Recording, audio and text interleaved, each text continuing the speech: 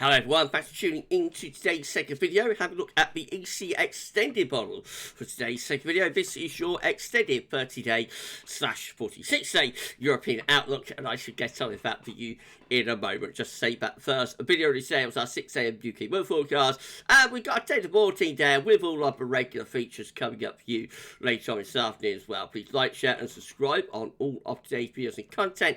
And thank you so much, everybody, for doing that. Thank you so much to ecmwf.int for supplying the charts as well. Thank you so much, EC. Right, going to start off the situation across Europe for week 1. The week we're currently in, the 8th to the 15th of January.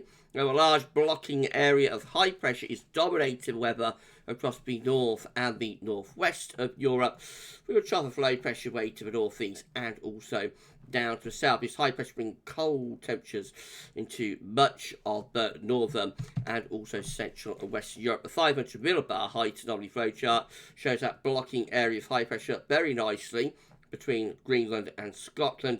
Low pressure is to the south and also to the east as well, and around it winds coming in again from a cold east or northeasterly direction potentially. So it's a cold scene across much of Europe this week, right away from the west, Ireland and north parts of Portugal and Spain in the far west, all the way over to western Russia in the east, and all points in between seeing cold average temperatures. We are above average though through central parts of Scandinavia now, interestingly.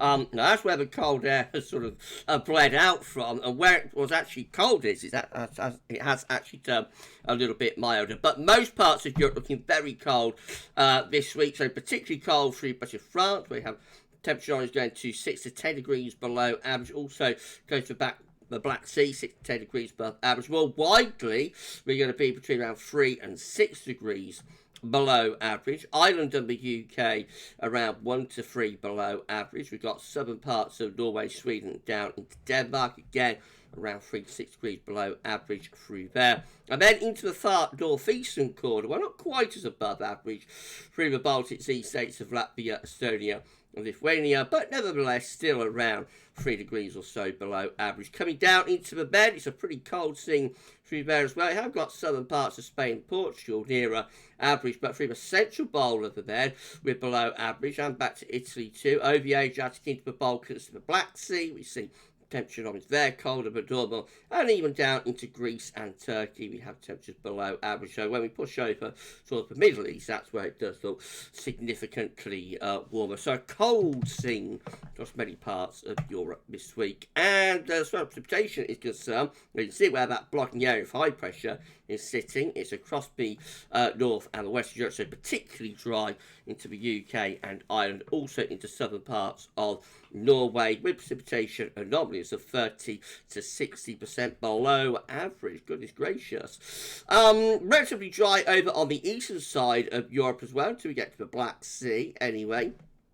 We've got much of Scandinavia and the Nordic regions, dry over north as well. Denmark, in southern Norway and Sweden. It does get a little bit wetter though when we come further northwards, or more away precipitation. Obviously, that will be snow, even if the temperature anomaly through central Norway and Sweden is like 2 or 3 degrees above average. It will still be cold enough for widespread snow that far north. And then over on the east side of Europe, it does get a little bit more unsettled there around the Black Sea down into Greece and Turkey, above average rainfall. Some of that snow, some of that will be rain further south, of course.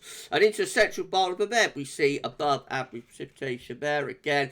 The Balearic Islands, Mallorca, Ibiza, above average rainfall, as is Corsica and Sardinia, and in towards Malta and the southern part of Italy, we have above average rainfall through there. Spain and Portugal, quite interesting because it's drier out to the northwest, but it's actually wetter on the eastern side of Spain. Now around the costas, above average precipitation, above average rainfall through there. Okay, week 2 will be the 15th to the 22nd of January. Still that large blocking area of high pressure dominating around Greenland and Iceland. Low pressure coming in across much of Europe from off the Atlantic. So I think probably still quite cold, especially in the north of Europe. But I would imagine also more unsettled as well. So perhaps a greater snow potential there into the second week.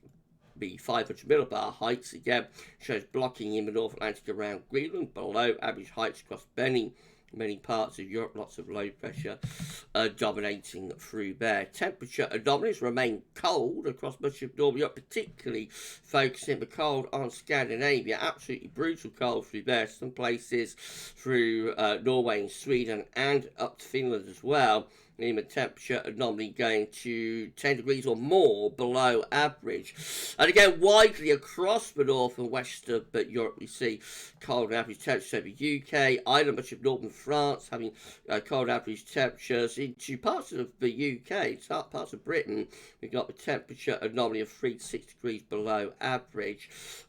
Germany, Low Countries, Belgium, Holland, Netherlands, Poland also looking very cold, and into the Baltic Sea states as well, really cold through there. However, it's not cold everywhere. Down across the south of Europe, actually looking quite warm, particularly through Spain and Portugal, where the temperature anomaly goes to 3 to 6 degrees above average, but widespread through the Med have temperature anomalies of 1 to 3 degrees above average, even into Greece and Turkey as well. So if you want a bit of, if you don't like the cold weather and you want a bit of warmth, then get on a plane and take yourself down to Malaga or somewhere like that. And in the south of Spain, you'll probably find that the temperature's not too bad. Precipitation for week 2 looks like that. So it is wet though for Spain and Portugal, so that's the price to pay if you do take yourself down for a bit of a bit of warmer weather in southern Spain. Take your rain mat with you because there's likely to be thunderstorms of rain and whatnot with that. Also into France and into Germany, we have above average precipitation through there. So that could be so, of course, as it bumps up against the colder air. Snow likely over on the east side of Europe as well, I would have thought. Balkans, go to the Black Sea and up towards Ukraine, we could get some quite heavy snow through there. Scandinavia and the Nordic regions are looking drier. For the UK, so it's drier out to the northwest, but closer to average precipitation across these more southern and eastern parts of England in particular could indicate some snow coming through there. Week 3 will be the 22nd, 29th of January. Now, you get a bit of a change here for this final week of January. The high pressure goes southwards and low pressure starts to appear to the northern Scotland. So it should get wind back into a west or a southwesterly. So that implies milder weather coming back into the north and the west of Europe there for the last week of January. The 500 millibar heights taking the high pressure southwards, showing a ridge across Europe. Lower pressure is through here, and again that should bring the wind in from a west or a southwesterly direction. Temperatures are lifting up, so the cold air is retreating away to the extreme north and northeast. Otherwise, we're going slightly above average across western parts of Europe, particularly through Spain, Portugal, France, Germany, the Low Countries. So that does get up towards Ireland and the UK as well. Down into Med, looking relatively mild through there as well, with above average temperatures likely. Again, the coldest temperatures are likely the Nordic regions, really, through Scandinavia and the Baltic Sea states. And as far as rainfall is concerned, the week 3, it's a more unsettled week as well. So we find that the Med turns drier as pressure rises from the Azores, presumably into Mediterranean, turns drier through there. And then we get west average conditions into West Europe, and they extend over towards some central eastern parts of Europe as well. So looking relatively dry up here, indicating that the blocking, probably, although reduced, is still there to some degree within the high latitudes though. And then that takes us through to week 4, which will be the 29th of January to the 5th of February. It's all changed again as high pressure returns to the north and the west of the UK and Ireland and into the Atlantic. As that happens, you expect to bring the wind back in from the north or the northeast again across north and west Europe. So after that milder interlude, we get to the end of January, beginning of February, it potentially starts to turn colder across the north and the west of Europe once more. The 500 millibar height anomaly shows that the above average heights pulls up through the Atlantic in towards Greenland. And again, you'll probably expect that to start bringing the wind in from a northeasterly direction across much of northern Europe.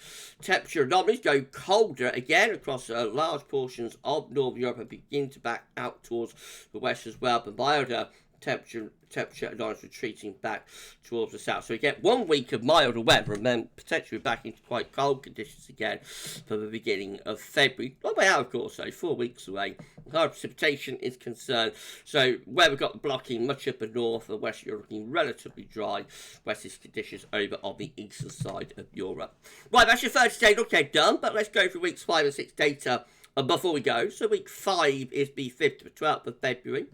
And we still see quite a blocking signal there in the North Atlantic going up towards Greenland.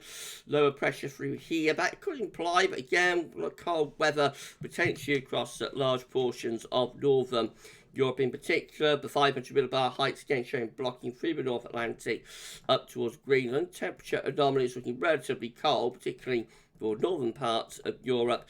Precipitation-wise, driest out towards Greenland and Iceland, really. And then lastly, week 6 will be up to the 19th of February. Now, high pressure then is in the North Atlantic, somewhere between the UK and Iceland. So I would imagine for large portions of Europe, that's still going to be quite cold. To be honest, winds probably still coming from a relatively northerly direction. 500 millibar heights still looking pretty blocked in the North Atlantic to high latitudes.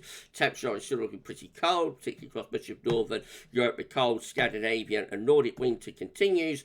And precipitation-wise, it's wettest over on the east side of Europe and driest out to the west side of Europe. That's a long way off of that kind of a detail. I think the overall takeaway is that we're in for quite a cold time of it across Europe over the next few weeks. It looks like we get a little bit of a respite, a little bit of respite in the last full week of January. But on either side of that, particularly the next couple of weeks, looking really quite cold and wintry in many places, and that cold weather after it retreats away briefly through the last stages of January could well come back again into February.